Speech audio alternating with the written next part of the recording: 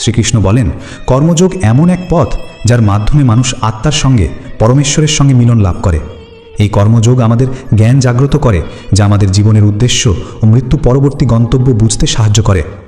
যিনি ফলের আশা না রেখে কেবল কর্তব্য বোধ থেকে কাজ করেন, তিনিই প্রকৃত কর্মযোগী। তিনি শুধু দেন, বিনিময় কিছু চান না। এই দাতার মনোভাবই তাকে সকল কষ্ট থেকে মুক্ত করে। কর্মের ফলের প্রতি আসক্তি মানুষকে পুনর্জন্মে আবদ্ধ করে, কিন্তু কর্মযোগী সে বাঁধন ছিন্ন করে মুক্তি পায়। এই কর্মযোগের কোনো ক্ষয় নেই। আজ যে সাধনা তুমি করছো, তার ফল আগামী জন্মেও তোমাকে পথ দেখাবে।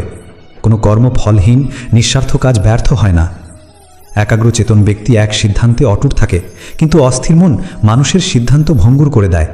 এই অস্থিরতা থেকেই বিভ্রান্তি ও বিপথে যাবার সূচনা হয়। তাই চেতনাকে স্থির করো, মনকে প্রশান্ত করো এবং সঠিক সিদ্ধান্তে অবিচল থাকো।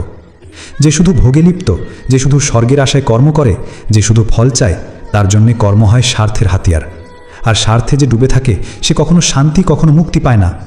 যে শুধু বলে কিন্তু করে না, যার কথা যতই মধুর হোক, কাজে সে শূন্য, তার থেকে দূরে থাকো। শ্রীকৃষ্ণ বলেন, সৎকর্ম করো, নির্লোভ থেকো, নিষ্কাম থেকো এবং কেবল সত্য ধর্মের পথে থেকো।